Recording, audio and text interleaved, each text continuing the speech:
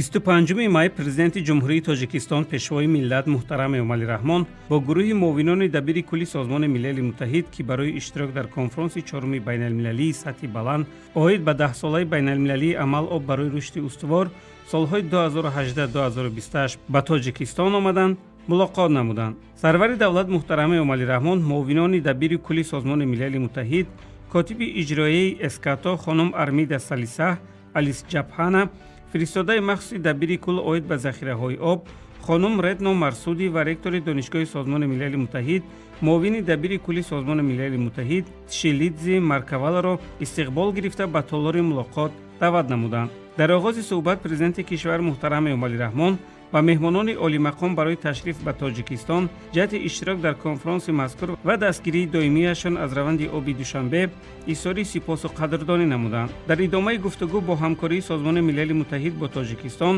аз ҷумла ҷаҳати дастгирӣ аз ташаббусҳои ҷаҳонии кишвари мо бахусус дар самти обу иқлим, нақлиёти логистика, нерӯи устувор, рушди кишоварзӣ, рақамикунонӣ ва технологияи сабз баҳои баланд доданд. Таъкид гардид ки танҳо дар соҳаи об бо ибтикори Тоҷикистон 14 қатномаи Созмони Милали Муттаҳид қабул шудааст. 25 май президенти ҷумҳурии Тоҷикистон пешвои миллат муҳтарам Эмомалӣ Раҳмон бо дабири кулли иттиҳоди байнипарлумонӣ Мартин Чунконг мулоқот намуданд. Дар вохӯри масоили ҳамкории Тоҷикистон бо ин ниҳоди бонуфузи ҷаҳонӣ баррасӣ шуд. Сарвари давлат муҳтарам Эмомалӣ Раҳмон ташрифи меҳмони олимақомро ба Тоҷикистон барои иштирок дар конфронси чоруми байналмилалии сатҳи баланд оид ба 10-солаи байналмилалии амал об барои рушди устувор солҳои 2018-2028 хайрамақдам гуфта, аз робитаҳои фаъоли иттиҳоди байнипарлумонӣ бо Тоҷикистон дар масъалаҳои захираҳои об ва тағйирёбии иқлим изҳори қадрдонӣ намуданд.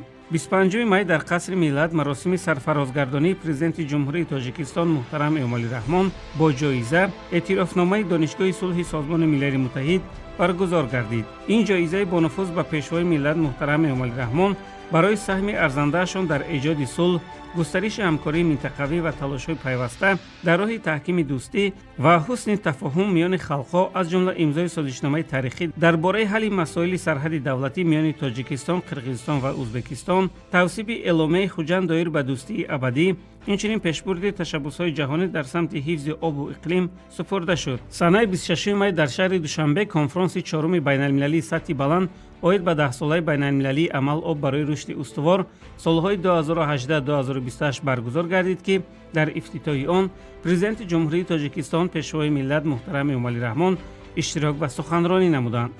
Конфронс бо маросими аксгирии меҳмонон, роҳбарони ҳайатҳои кишварҳои хориҷ оғоз гардид. Президенти кишвар муҳтарам Эмомалӣ Раҳмон зимни суханронӣ нахуст ташрифи иштирокдорони ҳамоиши сатҳи баландро ба сарзамини Тоҷикистон хайрамақдам гуфта, ба кори конфронс барори комёбӣ орзу намуданд. Сарвари давлат муҳтарам Эмомалӣ Раҳмон баргузории ин конфронсро қадами муҳим дар ҳалли яке аз проблемаҳои ҳасоси замони муосир, дастрасии бештар пайдо кардани аҳолии сайёра ба об номиданд. зикр шуд ки таи солҳои охир Тоҷикистон ба мақсади дар маркази рӯзномаи рушди байналмилалӣ қарор додани масъалаи об як силсила тадбирҳои амалӣ андешида, дар ин ҷода тавассути ташаббусҳои худ дар соҳаи об ки аз ҷониби Маҷмӯи умумии Созмони Милали Муттаҳид дастгирӣ ёфтанд, пайваста талош меварзад. ба таъкиди пешвои миллат муҳтарам Эмомалӣ Раҳмон, талошҳои мо барои баланд бароштани мақому аҳамияти об, сарвати бебаҳои ҳаёт равона гардида, Тоҷикистон дар ин самт ҷонибдори бархурди мутавозин ва фарогир аст. эълони 10-солаи байналмилалии амал об барои рушди устувор гувоҳи возеҳи кӯшишҳои муштарак мебошад.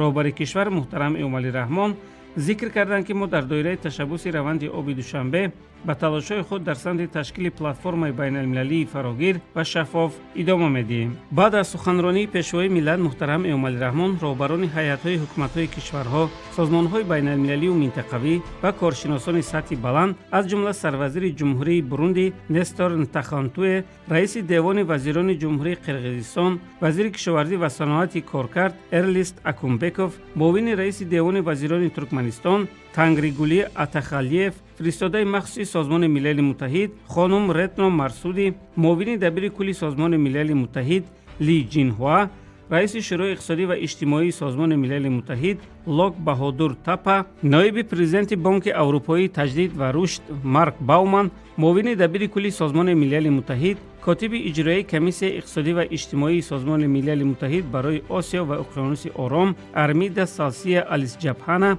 ва ректори Донишгоҳи Созмони Милали Муттаҳид, муовини дабири кулли Созмони Милали Муттаҳид профессор Тшелидзе Марвала баромад карданд. Ёдовар бояд шуд, ки дар кохи сомони Бустонсарои шаҳрии ҳукумати Ҷумҳурии Тоҷикистон 2500 иштирокдор аз 110 кишвар, намояндагони воломақоми 75 созмони байналмилалию минтақавӣ ва коршиносони сатҳи баланд аз 170 муассисаи илмиву таҳқиқотии ҷаҳон ҷамъ омаданд.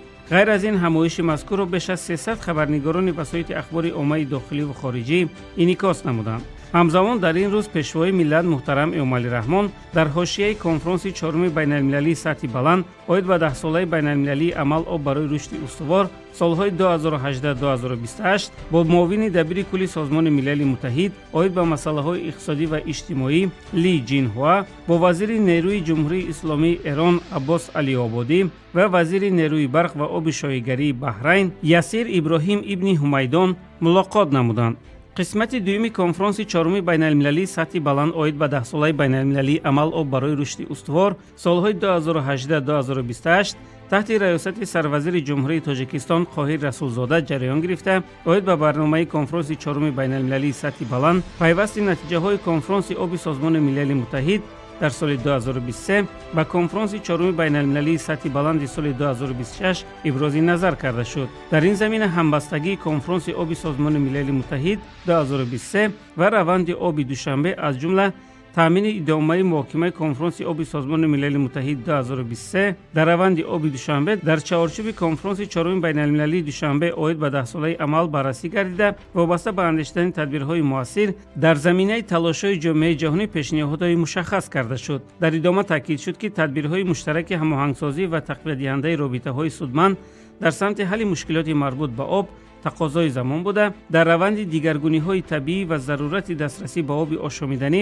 бо ҳамовозӣ бояд сурат гирад. дар ин замина ҷумҳурии Тоҷикистон дар самти ҳалли мушкилоти марбут ба об ва бозгӯии оқибатҳои раванди дигаргуниҳои иқлимӣ пешоҳангӣ нишон дода, аз рӯи пешниҳодҳои мушаххас консепсия ва нақшаҳои амалро муаррифӣ намудааст, ки бо ҷонибдории ҷомеаи ҷаҳонӣ хоса қатномаи Созмони Милали Муттаҳид бо мақсади таъмини сулҳи баланди некуаҳволии сокинони сайёра роҳандозӣ мешавад.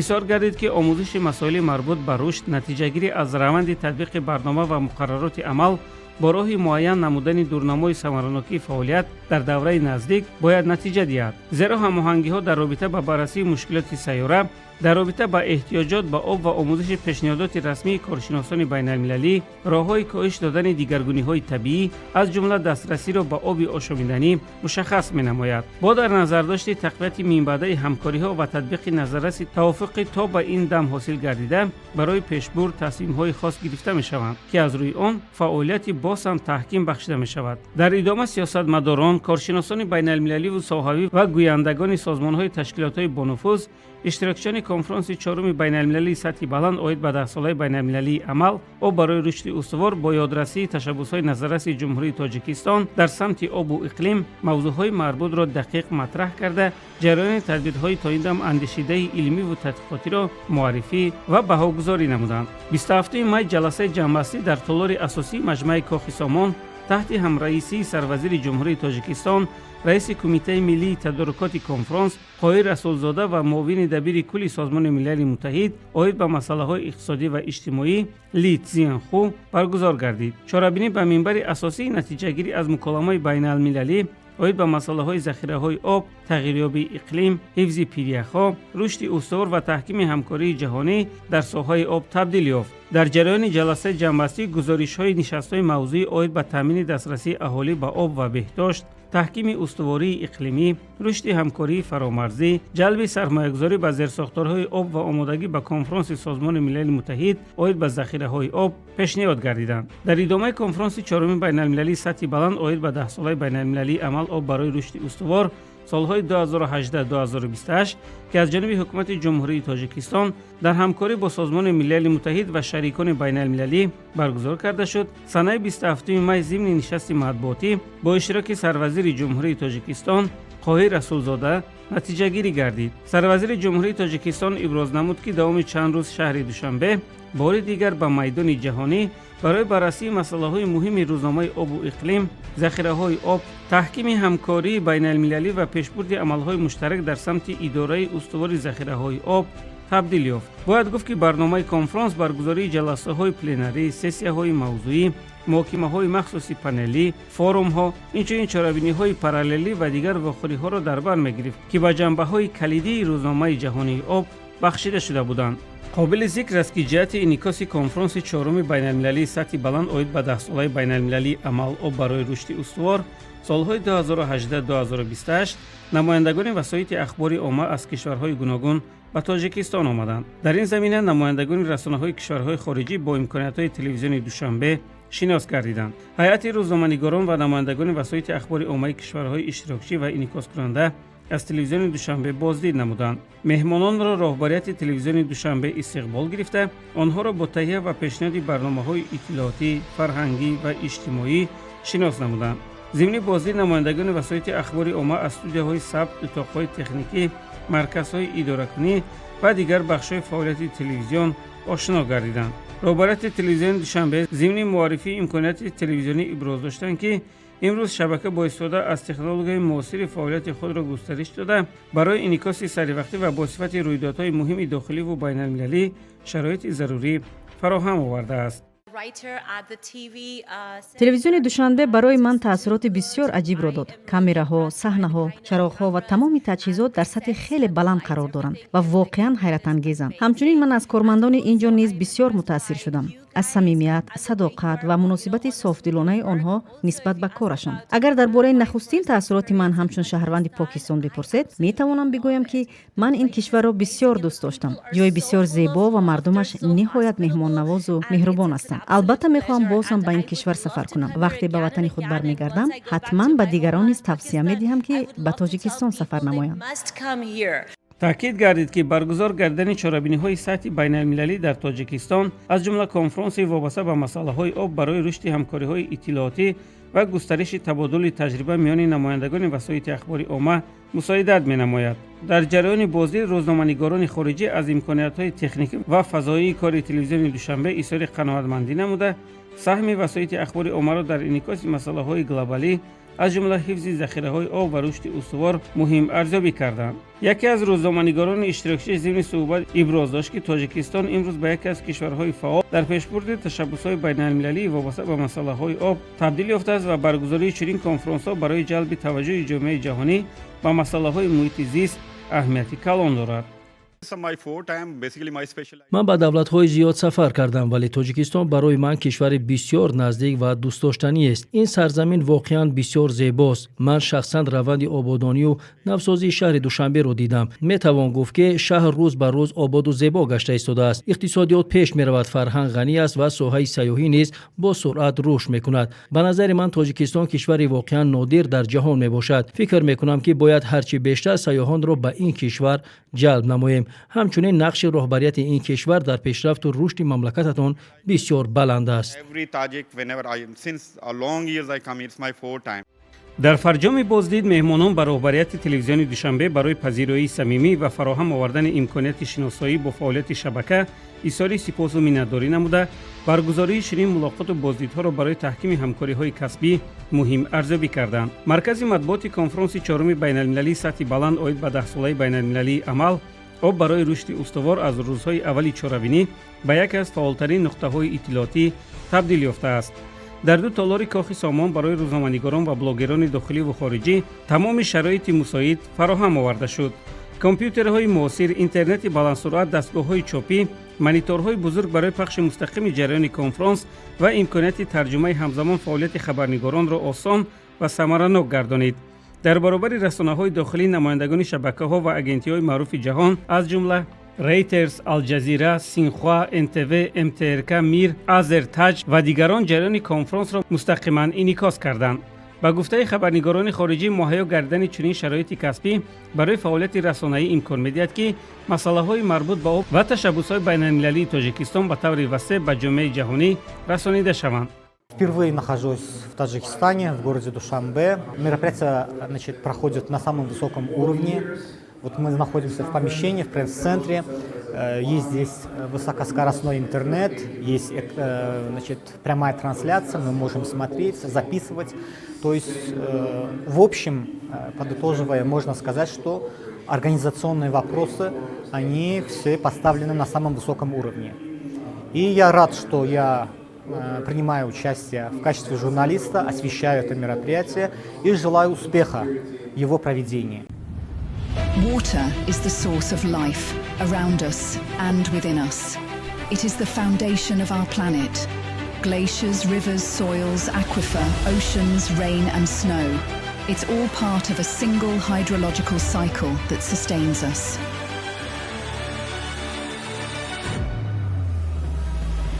Today, the world faces growing water challenges. Too much water, too little water, too dirty water, rapidly growing demand for water, and trends like accelerated melting of glaciers compound these challenges. The world needs transformative solutions and bold water action. For more than 2 decades, Tajikistan has played a leading role in advancing the UN Water Agenda. The United Nations Water Action Decade 2018 to 2028 is driving political momentum and elevating water as a central priority on the international agenda with significant tangible results. Since 2018, the Dushanbe water process has provided a platform for multi-stakeholder dialogue and regular international conferences. Join the 4th Dushanbe Water Action Decade Conference, 25th to 28th, May 2026 in Tajikistan. Be part of the solution, shape the future of water on the international agenda up to and beyond 2030. ҳамзамон шабакаҳои телевизионии кишварҳои хориҷӣ бахусус хабарнигорони ҷумҳурии исломии покистон фаъолнокӣ нишон дода баргузории конфронси 4-уми байналмилалии сатҳи баланд оид ба 10-солаи байналмилалии амал об барои рушди устувор ва фестивали обро ба таври васеъ инъикос намуда аз рафти баргузории он гузоришу роликҳои ҷолиб омода намуданд. таваҷҷӯҳи васеъи расонаҳои байналмилалӣ ба конфронси оби душанбе бозгӯи нақши рӯзафзуни тоҷикистон дар пешбурди рӯзномаи ҷаҳонии об мебошад. ба таъкиди масъулон ин ҳамоиш марҳилаи муҳими омодагӣ ба конфронси созмони милали муттаҳид оид ба захираҳои об дар соли 2026 арзёбӣ мегардад. интизор меравад ки натиҷаҳои асосии конфронс дар эъломияи ниҳоӣ ва ҳуҷҷатҳои муҳими байналмилалӣ инъикос ёфта барои тақвияти ҳамкориҳои байналмилалӣ дар самти ҳифз ва истифодаи устувори захираҳои об заминаи мусоид фароҳам оваранд. конфронси байналмилалии оби душанбе бори дигар тоҷикистонро ҳамчун кишвари ташаббускор дар ҳалли масъалаҳои глобалӣ вобаста ба об муаррифӣ намуда таваҷҷӯҳи ҷомеаи ҷаҳонӣ ва расонаҳои байналмилалиро ба худ ҷалб намуд. дар доираи конфронси 4-уми байналмилалии сатҳи баланд оид ба 10-солаи байналмилалии амал об барои рушди устувор солҳои 2018-2028 муассисаи давлатии телевизиони душанбе ҳам дар маркази таваҷҷӯҳи меҳмонони ин ҳамоиши сатҳи баланд қарор гирифт. агар санаи 25 май ҳайати рӯзноманигорон ва намояндагони васоити ахбори оммаи кишварҳои иштирокчӣ ва инъикоскунанда аз телевизиони душанбе боздид намуданд, пас 27 май намояндагони донишгоҳи сулҳи созмони милали муттаҳид меҳмони шабакаи телевизионии мо буданд. зимни шиносоӣ бо фаъолияти ин муассисаи телевизионӣ роҳбарияти телевизион ба меҳмонон имкониятҳои техникиву эҷодии онро муаррифӣ намуданд. маврид ба зикр аст ки бо ифтитоҳи бинои нав ҳоло телевизиони душанбе дорои студияҳои замонавӣ бо дастгоҳу таҷҳизоти насли нав буда барои кормандон шароити беҳтарини кору фаъолият фароҳам оварда шудааст. зимни шиносоии намояндагони донишгоҳи сулҳи созмони милали муттаҳид ба шароити фароҳамшудаи телевизион баҳои баланд доданд. дар ҳамин ҷо бо иштироки намояндаи доимии донишгоҳи сулҳи созмони милали муттаҳид сафир Дэвид Фернандес Пуяна барои шабакаҳои телевизионии кишвар мусоҳиба анҷом дода шуд. зимни суҳбат меҳмони барнома доир ба ташаббусҳои ҷаҳонии ҷониби тоҷикистон дар самти обу иқлим андешаронӣ намуда онҳоро барои ҷомеаи ҷаҳонӣ муҳиму саривақтӣ арзёбӣ намуд. ҳамзамон дар идома атрофи масъалаҳои сулҳ, хоса густариши ҳамкории минтақавӣ ва талошҳои пайваста дар роҳи таҳкими дӯстӣ ва ҳусни тафоҳум миёни халқҳо, аз ҷумла имзои созишномаи таърихӣ дар бораи ҳалли масоили сарҳади давлатӣ миёни Тоҷикистон, Қирғизистон ва Ӯзбекистон, тавсиби эъломияи Хуҷанд доир ба дӯстии абадӣ андешаро низ сурат гирифта, дар ин зимн саҳми пешвои миллат муҳтарам Эмомалӣ Раҳмон махсус таъкид карда шуд.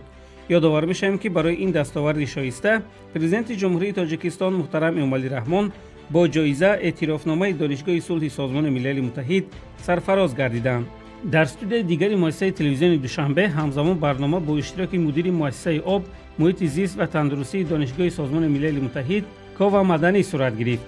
дар барнома роҷеъ ба ташаббусҳои ҷаҳонии ҷониби Тоҷикистон дар бахши обу иқлим, ҳифзи пиряхҳо ва масъалаҳои марбути он андешаҳои созгор баён шуданд. зикр шуд, ки ин ташаббусҳо барои беҳтар гардидани вазъи муҳити зист дар сайёра ва бахши тандурустии ҷаҳон низ аҳамияти хоса доранд. ҳамин тавр масъалаҳои муҳими ин бахш дар идомаи барнома баҳсу баррасӣ гардида, саҳми президенти ҷумҳурии Тоҷикистон пешвои миллат муҳтарам Эмомалӣ Раҳмон назаррас арзёбӣ карда шуд.